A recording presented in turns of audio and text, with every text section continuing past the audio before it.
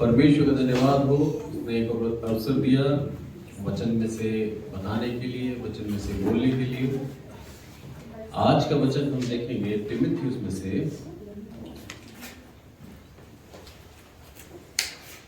पहला तीमुथियुस और उसका 6वां अध्याय और 3री आयत से हम पढ़ेंगे। यदि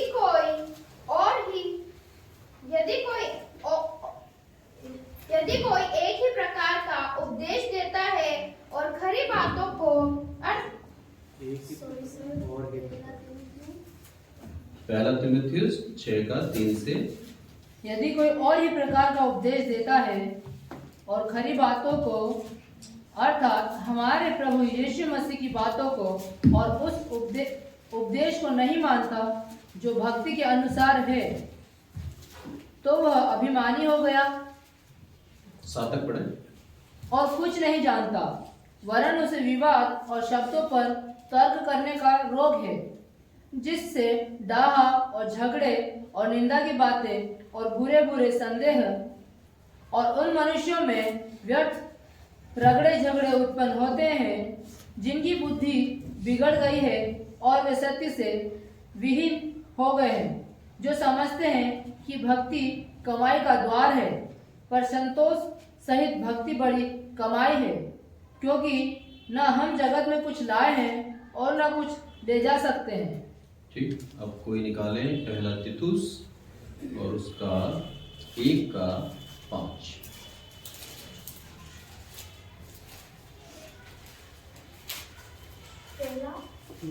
तीतुस मैं इसलिए तुझे क्रेते में छोड़ आया था कि तू शेष बातों को सुधारे और मेरी आज्ञा के अनुसार नगर नगर प्राचीनों को नियुक्त करे। और यहाँ पर पढ़े आप 8वीं आयत। पर अतिथि सत्कार करने वाला, भलाई का चाहने वाला, संयमी, न्यायी, पवित्र और जितेंद्रिय हो। आगे 9वीं भी पढ़े।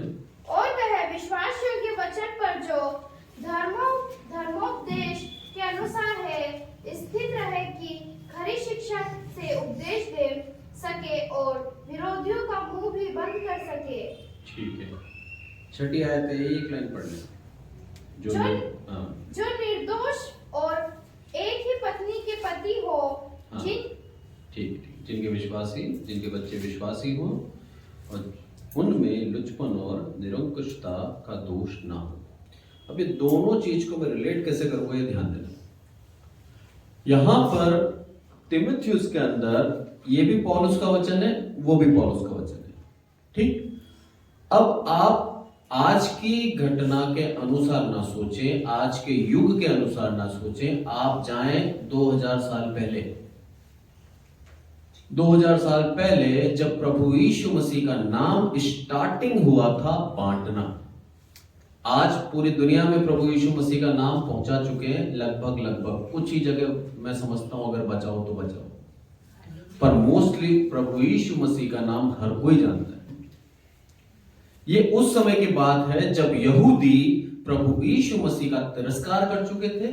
यहूदियों ने प्रभु यीशु मसीह को क्रूस पे चढ़ा दिया था और प्रभु यीशु मसीह तीसरे दिन जी उठा था, और ये जो उसके सामर्थ का काम है इसको देखकर, और पौलुस को जब प्रभु यीशु मसीह ने चुन लिया और जब पौलुस ने मान लिया कि सच में प्रभु यीशु मसीह ही एक सच्चा परमेश्वर है, परमेश्वर का पुत्र है, तब पौलुस क्या हुआ, निकल गया और सारी दुनिया, सारी जगत में जहां जहां वो जा सकता था हर एक जगह जाकर प्रभु यीशु मसीह का सुसमाचार सुनाया और अपनी अपनी कलीसिया स्थापित करता गया। स्टार्टिंग पॉइंट यहां पर प्रभु यीशु मसीह का नाम फैलाना स्टार्ट हुआ है। और उसी समय क्या बोलता है ये, यदि कोई और ही प्रकार का उपदेश देता है और खरी बातों को अर्थात हमारे प्रभु यीशु मसीह की बातों को और उस उपदेश को नहीं मानता जो भक्ति के अनुसार है, तो वो क्या करता है, आगे लिखा है, तो वह अभिमानी हो गया है। सबसे पहली बात, वो मनुष्य परमेश्वर का दास, प्रभु यीशु मसीह का दास नहीं रहा, वो अभिमानी हो गया। और बाइबल बताती है अभिमान का मतलब पाप। अभिमान यदि जीवन में आता है तो पतन स्टार्ट हो जाता है। नम्रता आती है तो परमेश्वर हमें बढ़ा देता है, और अभिमान आता है तो हमें घटा देता है। ये वो समय है जब स्टार्टिंग हुई थी, अभी बीज बोने ले गए हैं, और प्रभु यीशु मसीह का जो वचन था कि बीज बोने वाला जब बीज बो रहा था उसके अंदर कोई जंगली बीज आके उगा गया, वो समय। सोचिए, फसल उग रही है, नए नए लोग प्रभु यीशु मसीह के बारे में सुन रहे हैं, सीख रहे हैं, और ऐसे में नए लोग वही जंगली बीज लेके आ गए और प्रभु यीशु मसीह के नाम को बदनाम कर रहे हैं, अपना ही सुसमाचार सुना रहे हैं। रीजन क्या था मालूम है? आर्थिक लालच, लोभ। जब काम स्टार्ट हुआ तब भी लालची थे, आज काम करते करते 2000 साल हो गए हैं, आज भी लालची इस दुनिया में बसे हुए हैं। क्या बोलते हैं, उन्होंने भक्ति को क्या बना लिया? कमाई का द्वार बना लिया। अरे ये लोगों ने देख लिया कि अरे चर्च बनता है, यहां पर पैसा आता है, चंदा डाला जाता है, इतनी अच्छी कमाई, कोई काम नहीं करना, बैठे बैठे वचन सुनाने और हमें तो कमाई मिल जाएगी, क्यों मेहनत करें? अरे भूल गए वो पैसा खुद के लिए नहीं था, वो पैसे से गरीबों की मदद करनी है, प्रभु का सुसमाचार और बांटने में मदद करनी है। भूल गए, इसीलिए उन्होंने क्या करा, अपनी अपनी दुकान चला गई।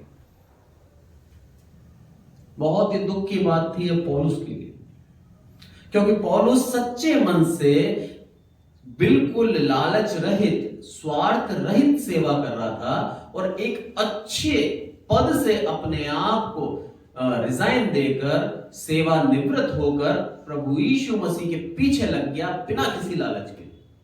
और यहां तक कि वचन बताता है पौलुस की मदद भी करी बहुत से चर्चेस ने। यानी कि आप सोच लो, मदद किसकी की जाती है? जो मदद के योग्य होता है। आर्थिक दृष्टि से पौलुस कमजोर हो चुका था। एक वो व्यक्ति जो इसके पीछे सिपाहियों का एक टोली चलती थी, जो एक कमांडिंग ऑफिसर था, जिसके पास धन की कोई कमी नहीं थी, प्रतिष्ठा की कमी नहीं थी, वो व्यक्ति आज मोहताज हो गया है, आज उसको मदद मांगने की आवश्यकता हो गई। मैं समझता हूं पौलुस ने मांगी नहीं होगी, परमेश्वर ने उसके लिए दूसरों के मन में दया दी होगी कि तू दे इसको। इसलिए वचन कहता है कि मैं तुझे धन्यवाद देता हूं, पर इसलिए नहीं कि तुमने मुझे दिया था, वापस मांगना नहीं चाहता मैं। पौलुस के वचन से यही लिखता है कि वो कभी भी किसी का एहसान लेना नहीं चाहता, वो अपने सच्चे परमेश्वर पे विश्वास करता था। और यहां पर भी वही है। क्या हो गया? सबसे पहली बात कि यदि वो ऐसा करते हैं तो सबसे पहले वो अभिमानी हो गए हैं, जो कि एक मनुष्य के लिए शोभा नहीं देता परमेश्वर के सामने अभिमान करे। वचन कहता है अभिमान करना है तो तुम ये अभिमान करो कि मैं तुम्हारा परमेश्वर हूं, सच्चा खुदा हूं, मेरे पे अभिमान करो, अपने ऊपर अभिमान मत करो। करोगे तो क्या होगा? मुंह की खानी पड़ेगी। बोलता है पहला तो अभिमानी हो गया, और दूसरा कुछ नहीं जानता।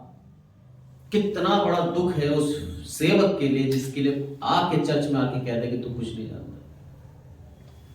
पौलुस बोल रहा है, और पौलुस किसके द्वारा बोल रहा है? पवित्र आत्मा की अगुवाई के द्वारा बोल रहा है। ऐसे नहीं लिख रहे हैं, पवित्र आत्मा से परिपूर्ण था पौलुस, उसने उस चीज का अनुभव किया था, और वो प्रभु यीशु मसीह की प्रेजेंस को जानता था।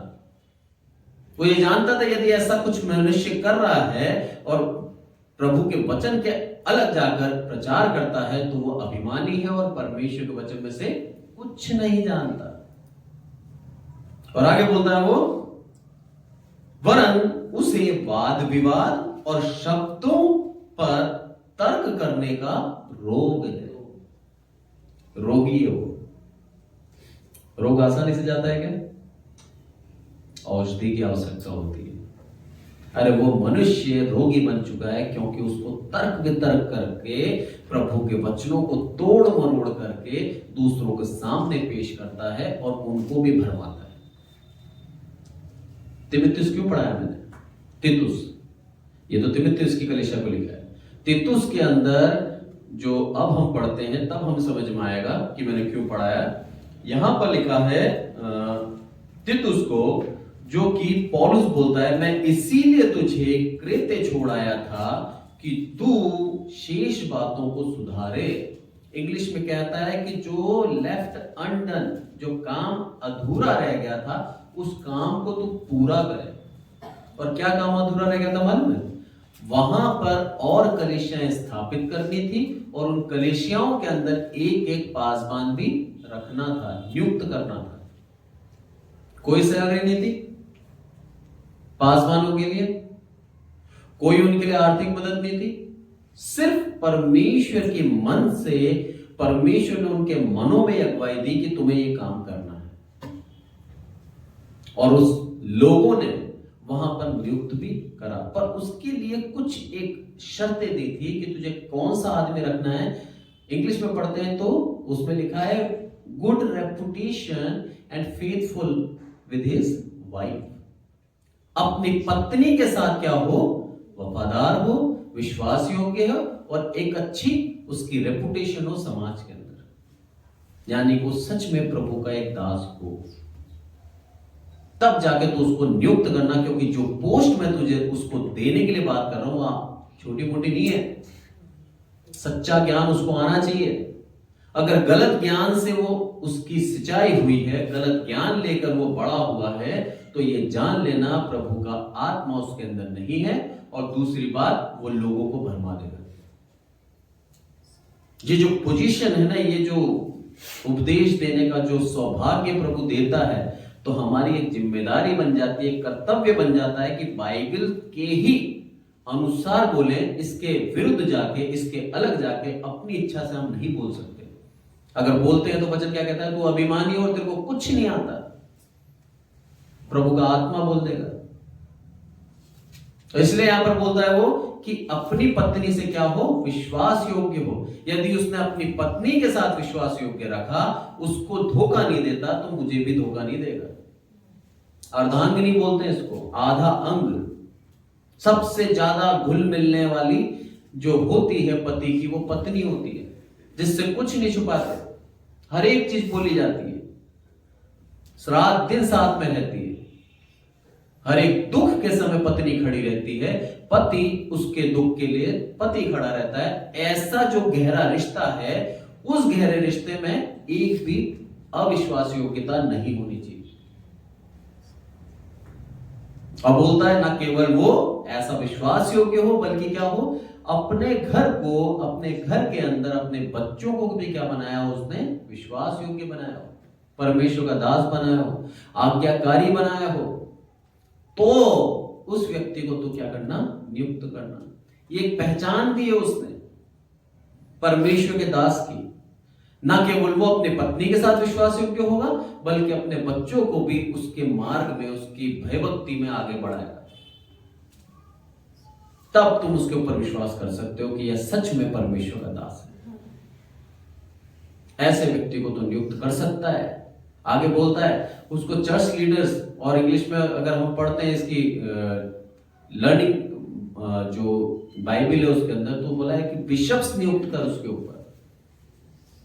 मतलब कुछ कलीसियाओं के ऊपर एक और को प्रधान बना दे, जिसके अंडर में ये सारी कलीसियां हैं।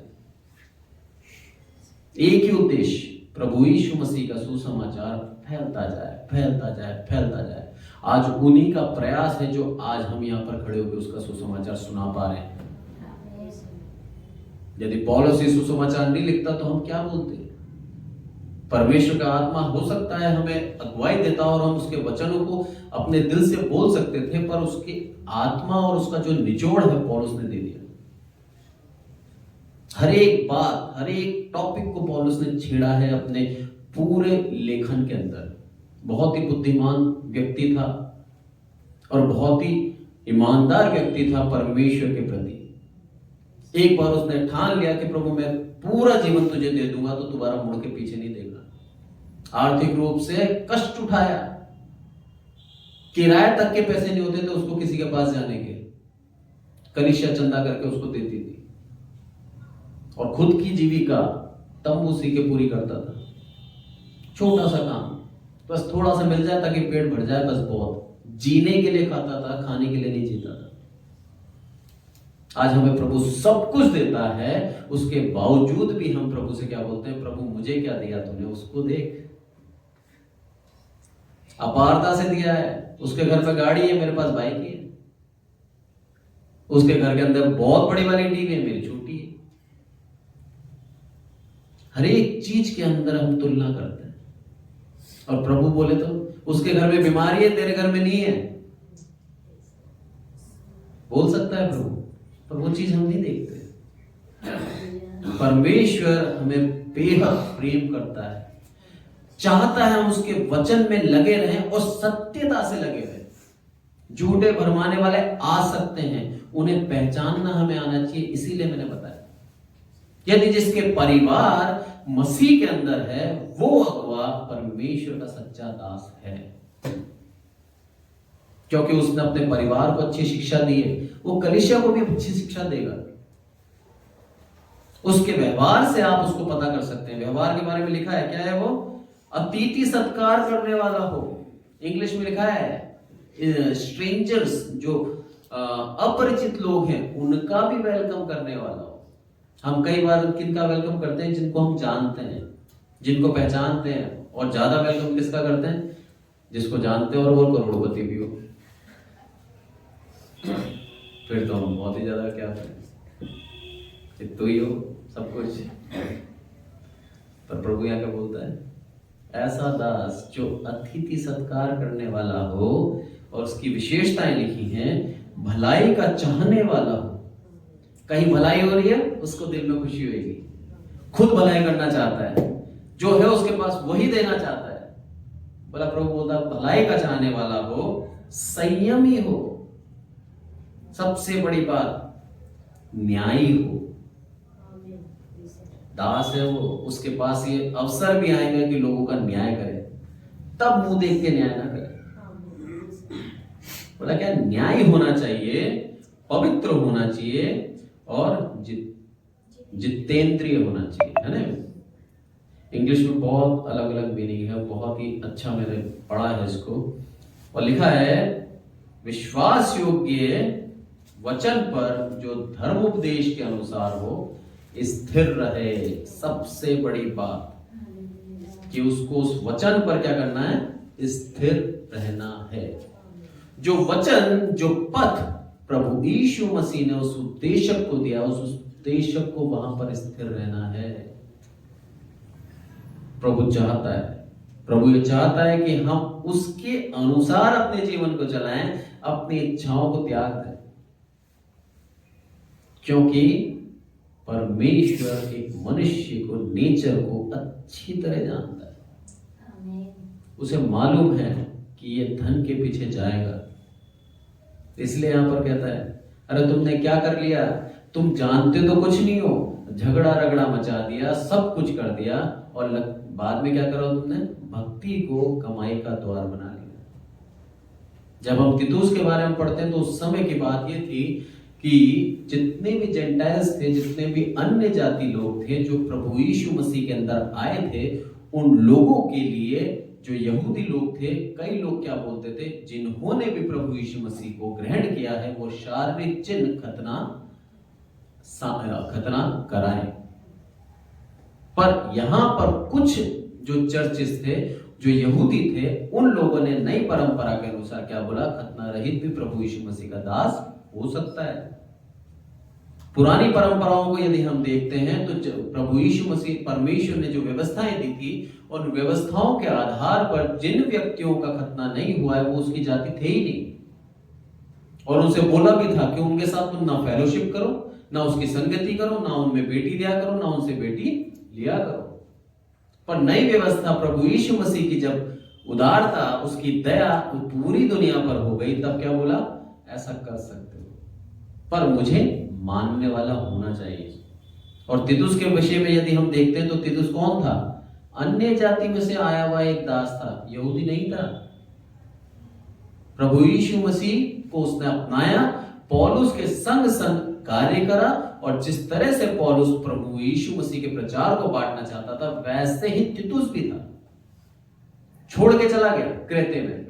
बोला आप काम तेरे को आगे पूरा करना है। कितनी बड़ी जिम्मेदारी दी थी उसको, कितनी बड़ी जिम्मेदारी।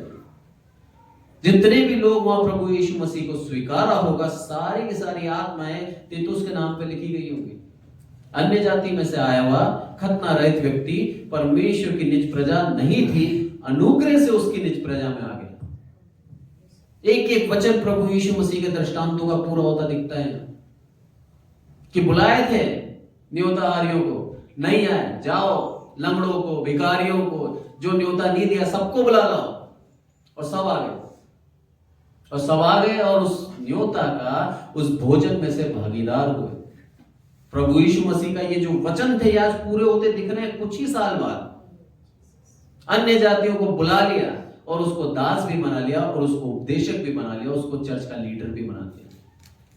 कोई अधिकार नहीं था इनका, इनको चर्च में आने की अनुमति भी नहीं थी, क्योंकि ज्यूइश कस्टम के अनुसार अन्य जाति सिर्फ और सिर्फ दास हुआ करते थे, और वो दास एकदम बाहर रहता था। फेलोशिप, संगति में परमेश्वर के साथ नहीं आ सकता था, और यदि उसको आना होता था तो कान छिदा के वो बन जाता था उनका परमानेंट गुलाम, तब वो उनके साथ भागीदार हो सकता था। उसमें भी ये था कि यदि वो जाता है छोड़ के तो अपनी पत्नी, अपने बच्चे छोड़ के जाए। कितना कठिन नियम था, और उस नियम को कितना आसान बनाया था मेरे प्रभु यीशु ने, उदारता से बांट दिया। भला योग्य नहीं थे जिनको मैं देना चाह रहा था, उनकी अयोग्यता के कारण मैंने तुम्हें योग्य बना दिया, दिखाने के लिए कि मेरा प्रेम एक तरफा नहीं है, मेरा प्रेम पूरी दुनिया के लिए है, और पूरा दुनिया के लोगों को मैं प्रेम करता हूं, प्यार करता हूं। पर तुम्हें क्या करना है? सही अगुआ, सही परमेश्वर के दास को पहचानने की समझ और बुद्धि होनी चाहिए। हम उसके चरित्र को देख के, उसके चाल चलन को देख के, उसके व्यवहार को देख के, जब तक हमें प्रभु यीशु मसीह की झलक ना दिखे, हम नहीं कह सकते कि परमेश्वर का दास है। सबसे बड़ी बात क्षमा होनी चाहिए, क्रोध त्यागना पड़ेगा, तब जाकर हम कह सकते हैं कि सच में प्रभु यीशु मसीह तूने ही इसको नियुक्त करा। वापस हम तीमुथियुस में जाएंगे, यहां पर लिखता है वो 4वीं आयत में पढ़ेंगे कि उसे रोग है और जिससे डाह, झगड़े, निंदा की बातें और बुरे बुरे संदेह, मन के अंदर बुरे बुरे विचार और बुरे बुरे शक पैदा करा देता है। वो ऐसे ऐसे लोग हैं। अभी कुछ समय पहले आए थे मेरे, कुछ सालों पहले ऑफिस के अंदर बैठा था, 2 व्यक्ति आए और व्यक्ति आके बोलता है कि जो आप संडे सुबह प्रेयर करते हो, प्रार्थना करते हो, परमेश्वर की आराधना करते हो, ये सब गलत है। बोला हम लोग एक कम्युनिटी का नाम लिया था, मैं नहीं बोलूंगा, वहां से आए हैं, हम परमेश्वर के दास हैं, और आप लोग जो भी करते आए हो सब गलत है। आपको शनिवार रात 12 बजे ये करना चाहिए। मैंने आप तर्क बताए, कहां लिखा है बाइबल के अंदर? तो बोलते हैं मैं सब बताऊंगा। और उसने बोला कि परमेश्वर पुरुष और स्त्री दोनों है। वाह भाई, ये भी आपने अच्छी चीज बताई, मैं नहीं मालूम, हमें नई चीज सीखी। बोला कहां लिखा है बताओ? बोला देखो उत्पत्ति की उसने आयत की, और क्या बोलता है? परमेश्वर ने अपने समान मनुष्यों की रचना की। बोला देखो आदम भी बनाया उसने, औरत भी बनाई, तो दोनों बनाया ना, तो परमेश्वर भी दोनों है। बहुत बढ़िया भाई साहब। मैंने तुरंत उसके हाथ जोड़े, मैंने कहा आपका ज्ञान अपने पास रखें और आप प्रस्थान कर सकते हैं। वही लोग थे अज्ञान, संदेह पैदा करने वाले। अरे परमेश्वर को यदि हम नहीं जानते ना, तो हमारे मन में संदेह आ सकता है। आज आपकी हंसी ने बता दिया कि आपके दिल के अंदर बाइबल का वचन कितना कूट कूट के भरा है। कि आप जानते हैं कि कोई कुछ भी बोल दे, मेरा परमेश्वर महान है और नर है और एक है। किसी के बोलने में, बहकावे में नहीं आ रहे हम। ये सच्चाई हमारे दिल के अंदर वास करती है। पर जो अज्ञान लोग हैं, जिनको मालूम नहीं था, ये वही समय है, सोचिए अज्ञानता फैली हुई चारों तरफ। प्रभु यीशु मसीह के बारे में कुछ लोग जानते हैं और वैसे समय में अन्य जातियों के सामने यदि आप पहुंचोगे और बोलोगे, विचारों को वह मानना पड़ेगा, क्योंकि उनके पास नहीं है। आज हमारे पास वचन है, पौलुस के वो सारे वचन हमारे पास है, और अपने विश्वास को हम क्या कर लेते हैं, दृढ़ कर लेते हैं उनको पढ़ के। उन अन्य जातियों के पास क्या था, सोचिए उस चीज को। इसलिए पौलुस बोलता है, अरे वो क्या लोग हैं। लिखा है एक जगह तो कि ऐसे जो उपदेशक हैं इनके अच्छा होता है तो पैदा नहीं होते, या फिर इनके ऊपर पत्थर बांधो और उनको डाल दो गहराई में, मार दो इनको, क्योंकि खुद तो मर रहे हैं, दूसरों को भी क्या कर रहे हैं, गलत राह दिखा के उनको भी मार रहे हैं। परमेश्वर का आत्मा से भरपूर था पौलुस, और उसके पक्ष से यदि कोई अलग जाता था तो उसे चिढ़ मचती थी, गुस्सा आता था, उसके व्यवहार में था वो गुस्सा, और उसी के कारण वो पहले परमेश्वर के लोगों को मारता था। कई बार बोलता है, मेरी इच्छा तो होती है पैंत लेके आऊं और तुम्हें सुधार दूं, पर अब नहीं, वो समय बीत गया जब मैं सुधारा करता था। अब परमेश्वर का आत्मा तुम्हें सुधारेगा, पर चेतावनी देना अवश्य है। ये चेतावनी के वचन है। आज हम कहीं भी बैठते हैं, कुछ भी करते हैं, तो किसी को भी परमेश्वर का दास समझने से पहले हम ये जान लें कि वो सच में प्रभु का दास है या नहीं है। क्योंकि हम तो धर्मी हैं, हम परमेश्वर के वचन को पढ़ते आए हैं।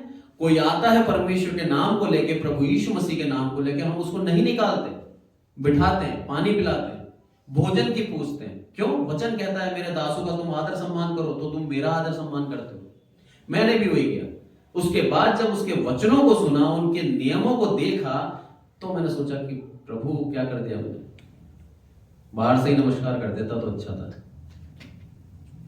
चलो मैं तो जानता हूं, मेरे साथ जो अन्य जाति बैठा था उसके लिए तो एकदम नई चीज थी, उसको तो संदेह में आ गया कि लिखा है तो हो सकता है लोग।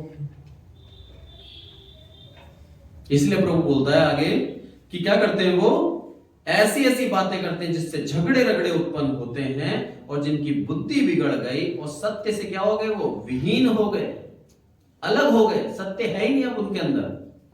वो खुद भी असत्य में चल रहे हैं और उस प्रकाश को बुझा के दूसरों को भी अंधकार में डाल रहे हैं। सचेत हो जाओ, चेतावनी दे रहा है पौलुस। अच्छे अगुआ की तीमुथियुस में क्या बताया उसको, तीतुस के अंदर, अच्छा अगुआ कैसा हो, अतिथि सत्कार करने वाला हो, विश्वास योग्य हो, पवित्र हो, सब लिखा है। और यहां पर क्या लिखा है, जो बुरा, जो परमेश्वर से दूर है, ऐसे व्यक्ति के बारे में लिखा है। और बोलता है वो कि जिनकी बुद्धि बिगड़ गई और वे सत्य से विहीन हो गए, जो समझते हैं भक्ति कमाई का द्वार है। ये है सबसे बड़ी बात जिसने इनको अंधा कर रखा है। आए थे ये सोच के कि संडे जहां जा रहा है वहां जा, सैटरडे रात आजा मेरे पास, 4 दिन आएगा, उसके बाद चंदा भी देगा, दशवांश भी देगा, सब कुछ देगा। भक्ति कमाई का द्वार है। सोच लिया इन लोगों ने, कैसे भी करके बेवकूफ बना लो, इनके जीवन को बिगाड़ देंगे, हम कुछ भी कर देंगे, प्रभु यीशु मसीह का सच्चा चेहरा छुपा के इनके जीवन के अंदर रूढ़िवादिता और नए नए नियम डाल देंगे, इनको घबरा देंगे, तब ये डर के मारे देना स्टार्ट करेंगे। अरे मेरे जान पहचान वाला क्रिश्चियन भी है जो रात के 12 बजे इनके कहने पर प्रार्थना और बाइबल करने लग गया था। सालों से प्रभु यीशु मसीह के बारे में जानता है, सालों से चर्च जा रहा है, वो व्यक्ति इनकी बातों में आके रात के 12 बजे चालू कर दिया प्रार्थना और बाइबल पढ़ना। वचन में कहता है वो सिद्ध होता है, बोला लिखा है, हो सकता है चुने हुए भी क्या हो, भटक जाएं, बिगड़ जाएं। ऐसे ही नहीं लिखा, प्रभु जानता है हमारे दिल को। इतना सा लाज यूं घुमा देता है, 2 मिनट लगता है शैतान को बहकाने में, 2 मिनट। सोचिए हम पाप से जन्मे हैं, हमें कितनी आसानी से बहका देगा। परमेश्वर ने अपने हाथों से हवा को बनाया था, पाप रहित, ना पाप से जन्मी, ना उसके अंदर कोई पाप का आत्मा, ना किसी ने उसको झूठ बोलना सिखाया, ना कोई चालाकी थी। 100% शुद्ध महिला, उसको भी शैतान ने बहका दिया। हम काढ़ते हैं, बचपन से पाप करते आ रहे हैं, बचपन से झूठ बोलते आ रहे हैं, बचपन से ढोंग करते आ रहे हैं। 2 मिनट लगेगा बहकाने में, उसके बाद भी कई बार हम मर जाते हैं। प्रभु नहीं, पतरस के समान, तेरा साथ नहीं छोड़ूंगा। और जैसी विपत्ति आती है गायब। परमेश्वर में बार बार बार बार सिखाता है, अहम छोड़ दे, अभिमान त्याग दे। यह अभिमान तेरे को क्या करेगा? मुझसे दूर ले जाएगा, मेरे करीब नहीं करेगा, मुझसे दूर कर देगा और तेरे लोगों के अंदर तेरे को नीचा कर देगा। हमारा अभिमान हमें डुबा देता है। इसलिए वचन कहता है, नम्र बने दाऊद के समान। एक चरवाहा जो नम्र था, परमेश्वर की दृष्टि में इतना महान बन गया कि उसको परमेश्वर ने राजा बना दिया। कभी नहीं चाहा उसने मुझे राजा बना प्रभु। खुश था चरवाही करके, 10 तार वाले बाजा बजा के जाता था, गाने गा रहा है और भेड़ें चल रही है, खुश है अपने जीवन से। प्रभु हर एक अवस्था में तेरा धन्यवाद, बोलता ही रहा, बोलता ही रहा। प्रभु ने उसके उस दिल को देख लिया, जांच लिया कि इतना पवित्र दिल है इसका, मैं हर एक अवस्था में मेरे को धन्यवाद देता है, कोई शिकायत नहीं करता। सबसे बड़ी बात, कोई शिकायत नहीं करता, और जीवन में कैसी भी परिस्थिति आई, मूर्ख बनकर मेरे ऊपर दोष नहीं लगाता। यहां हम करते हैं गलती, तुरंत कहते हैं प्रभु क्या कर दिया तूने? बोला दोष नहीं लगाता मेरे पे। हर एक अवस्था में घुटने टेक कर प्रार्थना करता है और भजन गाता है, धन्यवाद देता है कि प्रभु तेरा नाम महान यहां भी हो और माना भी जाए। धन्य हो तू, और सारा जगत तेरे को धन्य कहे। वो पवित्रता थी दाऊद राजा के अंदर। उसके जीवन से हम सीखते हैं कि हाँ, सच में परमेश्वर का दास था और ऐसा दास बनने की लालसा होनी चाहिए। ऐसे ही नहीं अपने आप को मसीह कहलाते हैं, मसीह बनना पड़ता है। मुझे याद है, मैं आज अपनी गवाही बताता हूं आपको। मैं, जैसे आप जानते हैं, मेरे पापा शुरू से ही परमेश्वर के वचन को बांटते आ रहे हैं, और आज 47 साल से ज्यादा हो गए होंगे उनको बांटते बांटते। घर घर में जाना, सुसमाचार सुनाना, यही उनका काम। एक दिन एक परमेश्वर का दास हमारे घर पे आया। मैं जब छोटा था, मेरे को लेके जाया करते थे सुसमाचार, मैं भी सुनता था और मेरे को प्रार्थना करने की आदत उन्होंने डाल दी थी। मैं बाइबल भी पढ़ता था, प्रार्थना भी करता था, और परमेश्वर की दया से मेरी प्रार्थनाओं को प्रभु बचपन से ही सुनता भी था, परमेश्वर की दया से। समय निकलता गया, मैं बड़ा हो गया, साइकिल पे मेरे को बिठाना संभव नहीं था, मुझे छोड़ दिया गया घर पे। मैं घर में रहा, अकेला रहा, पाप में गया, परमेश्वर से दूर हो गया। ऐसे टीनेज की अवस्था में 14-15 साल का 10th करी थी मैंने, एक व्यक्ति परमेश्वर का दास हमारे घर पे आया। परमेश्वर का दास मेरे पिता का मित्र था, और आके उसने एक ही सवाल पूछा मेरे से और बोला, आज जॉनी, आज तू यदि मर जाता है तो कहां जाएगा? मुझे इतना ज्ञान था कि मैंने पाप किया है, मैं स्वर्ग तो नहीं जाऊंगा। मैंने उससे नहीं बोला कि मैं नरक जाऊंगा, ना ही मैंने ये बोला कि मैं स्वर्ग जाऊंगा। मैंने अपनी आंखें शर्मिंदगी से नीचे कर ली और मौन रहा। मेरे पिता को बहुत दुख हुआ उस दिन कि मैं दुनिया के बच्चों को सुधार रहा हूं, जगत के अंदर मैं सुसमाचार सुना रहा हूं, और मेरे खुद के घर के अंदर मेरा बेटा खड़े होके ये नहीं कह पाया कि मैं स्वर्ग जाऊंगा। उस दिन मैंने ठान लिया था, मैंने, प्रभु मेरे को सुधार, मेरे को चुन, मुझे अपने राज्य में ले। 12th के बाद मैंने बहुत कोशिश करी कि मैं बाइबल कॉलेज करूं, और मेरे पिता का सपना था कि मैं कुछ कमाऊं, उसके बाद उनकी तरह सेवा में लगूं। पर वो ये नहीं चाहते थे कि मैं पूर्ण रूप से आश्रित रहूं सेवकाई पर। परमेश्वर ने चुना, मेरे हरेक पापों को क्षमा किया और आज प्रभु ने मेरे को स्थिर किया उसके विश्वास में। जब मैं उस पुराने जीवन को देखता हूं तो मेरे जीवन से मुझे घिन आती है।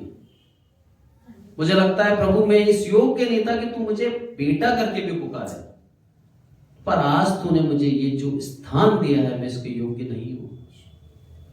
मैं नहीं हूं, 1% मैं आदर के योग्य नहीं हूं, क्योंकि मैंने अपने जीवन के द्वारा कई बार तेरा अनादर किया है। पर परमेश्वर की महिमा देखिए, परमेश्वर का दिल देखिए, उस दलदल से, उस कीच में से मेरे को निकाला और मेरी उस प्रार्थना को जो मैंने उस समय कही थी कि प्रभु तू मुझे चुन, मेरे को अपना दास बना, अब मेरे जीवन को अपने इस्तेमाल कर, अपने लिए इस्तेमाल कर। प्रभु ने चुन लिया। आज आर्थिक रूप से भले ही मैं कमजोर हूं, पर परमेश्वर की दया से आत्मिक रूप में प्रबल हूं। मेरे अंदर कोई भी योग्यता नहीं है, सिर्फ और सिर्फ परमेश्वर की दया है। इसीलिए मैं कह सकता हूं कि मैं योग्य हूं। परमेश्वर अभिमानी ना बनाए, परमेश्वर धन्यवादी बनाए। हमें हमेशा याद होना चाहिए, हम अभिमानी ना बने, हम धन्यवादी रहें कि प्रभु तूने मुझे कहां से लिया है मैं जानता हूं। मैं वो व्यक्ति था, सुनता नहीं था, लड़ाई करता था, झगड़ा करता था, हर एक प्रकार के लड़ाई में सबसे पहला मैं। आज लड़ाई कर दिल नहीं करता। आज कोई कुछ बोल भी देता है तो सुन के चुप हो जाता हूं, बोलता हूं प्रभु तू जवाब दे, मैं नहीं दे सकता। बदल देता है। घर वाले, मेरे पिता, मेरे माता ये सोचते हैं कि कितना बदलाव कैसे आया। मेरे योग्यता में नहीं था कि मैं अपने आप को बदल दूं। अगर एक मनुष्य अपने आप को बदल लेगा तो प्रभु यीशु मसीह को इस दुनिया में आने की जरूरत ही नहीं थी, पर उसकी दया, उसके प्रेम ने मेरे को चुना। और यहां पर लास्ट में क्या बोलता है, पर संतोष सहित भक्ति बड़ी कमाई है। अरे उन लोगों के समान ना बनो जिन्होंने भक्ति को क्या बना लिया, कमाई का द्वार बना लिया। संतोष लाओ जीवन के अंदर, संतुष्टि जो दिया है प्रभु ने। प्रभु तेरा धन्यवाद, प्रभु तेरा धन्यवाद, हर एक बात में प्रभु तेरा धन्यवाद। कपड़े दिए प्रभु तेरा धन्यवाद, कपड़े नहीं है प्रभु तेरा धन्यवाद, खाना दिया प्रभु तेरा धन्यवाद, नहीं है प्रभु तेरा धन्यवाद। हर एक बात में उसका धन्यवाद निकलना चाहिए। हर एक बात में प्रभु हमारी अवस्था को बदलने की शक्ति रखता है, हमारी परिस्थितियों को चेंज करने की शक्ति रखता है। इतना महान परमेश्वर है। और बोलता है लास्ट में, क्योंकि ना हम जगत से कुछ लाए और ना कुछ ले जा सकते हैं। अरे ध्यान रख मूर्ख, बोला नहीं पर मन में तो थी बोल के, बोला नहीं कि तू क्या लेके आया था। ध्यान तो रख, खाली आता है इस दुनिया के अंदर और खाली हाथ चला जाएगा, तब भी बटोर रहा है, तब भी बटोर रहा है। मना करा मन्ना लेने मत जाना, जाएंगे। अरे खाली कुछ नहीं मिला, प्रभु आज नहीं दिया तूने, मना करा था ना जाने के लिए। यही करते हैं हम, जो मना करा एक बार देख के तो आए। अरे मैं धन्यवाद देता हूं ना अविश्वासियों के लिए जो गए थे, उससे हमें पता लग गया कि प्रभु अपने वचन के अंदर खरा था। हर एक चीज में धन्यवाद देते हैं। उनका होना भी जरूरी था, उनके अविश्वास ने हमारे विश्वास को पक्का कर दिया कि जो प्रभु कहता है वो 100% सच होता है। हर एक बात के लिए हम धन्यवाद दें। धन्यवाद दें इस्राएलियों के लिए कि तुम्हारे अविश्वास ने हमारे ऊपर परमेश्वर की अनुग्रह की दृष्टि डाल दी। अरे ये वो विश्वास योग्य होते तो हमारा नाम ही नहीं था, परमेश्वर उन्हीं को चुन लेता, पर उनकी अविश्वास योग्यता ने हमारे ऊपर अनुग्रह कर दिया। अब जब अनुग्रह हो गया है तो ये ध्यान रखें, सच्चा अगुआ कौन है हमें मालूम होना चाहिए। सच्ची धार्मिकता क्या है मालूम होना चाहिए। सच्चा वचन क्या है मालूम होना चाहिए। यदि हम ये सच में जानते हैं तो कोई भी आ जाए हमें बहका नहीं सकता, हमें भटका नहीं सकता मार्ग से। हमारा स्वर्ग राज्य तय है, नियत है। परमेश्वर इस छोटे से वचन से हम सबको आशीषित करे। Praise the Lord, thank you so much. एक छोटी सी प्रार्थना करते हैं, उसके बाद मैं समय देना चाहूंगा पास्टर जीत को। आइए प्रार्थना। हे मेरे प्रभु, आपका बहुत बहुत धन्यवाद ईश्वर। मेरे प्रभु, एक उत्तम वचन के लिए आपका धन्यवाद ईश्वर। आपके उस महान प्रेम के लिए आपका धन्यवाद मेरे प्रभु। मेरे प्रभु, जितना आपका धन्यवाद दे उतना कम है ईश्वर। हमारी हर एक अवस्था में आपने हमें स्थिर रखा, इसलिए आपका धन्यवाद। हमारी गंदगी में भी आपने हमें चुना, इसलिए आपका धन्यवाद ईश्वर। मेरे प्रभु, हमें हर बार आप बताते हैं कि सच्चा, धर्मी और विश्वास योग्य पिता परमेश्वर आप हैं ईश्वर। आपको छोड़ हम कहीं नहीं जाएं ईश्वर। आपको छोड़ हम मेरे प्रभु कहीं ताके नहीं, कहीं झांके नहीं ईश्वर। मेरे प्रभु, आपकी दया, आपका अनुग्रह हम पर बना रहे, इसलिए आपका धन्यवाद ईश्वर। मेरे प्रभु, इस कलीसिया के हर एक विश्वासी के लिए प्रार्थना करते हैं ईश्वर। इनको आपके अनुग्रह की दृष्टि में बनाए रखना ईश्वर। इनके पापों से इनको क्षमा दिलाना ईश्वर, और इनके मेरे प्रभु जीवन में आशीष देना ईश्वर। मेरे प्रभु, इनके जीवन में नम्रता लाना, इनके जीवन से अभिमान दूर करना ईश्वर। मेरे प्रभु, ये अच्छे पेरेंट्स बन सके ईश्वर, अपने बच्चों को अच्छी शिक्षा दे सके ईश्वर। मेरे प्रभु, ताकि इनके बच्चे भी एक अच्छे विश्वास योग्य बने ईश्वर। और मेरे प्रभु, आपके मार्ग में, आपके भवन में आने वाले हो पाए ईश्वर। मेरे प्रभु, अपने जीवन को देने के लिए तैयार हो ईश्वर बच्चे ईश्वर। और मेरे प्रभु, आपके जो खेत खड़े हुए हैं ईश्वर, उनके लिए मेरे प्रभु मजदूर बने ईश्वर। मेरे प्रभु, एक अच्छे उपदेशक बने ईश्वर, और जगत में मेरे प्रभु जाएं और आपके सुसमाचार को सुनाएं ईश्वर। सारी आदर महिमा आपको मिले ईश्वर। इस वचन को दिलों में मेरे प्रभु घर करने देना ईश्वर। इन वचन के अनुसार अपने जीवन को चलाने वाले बन सके ईश्वर। हम सब कुछ प्रभु यीशु मसीह के नाम से मांगते हैं, आमीन। अब ये समय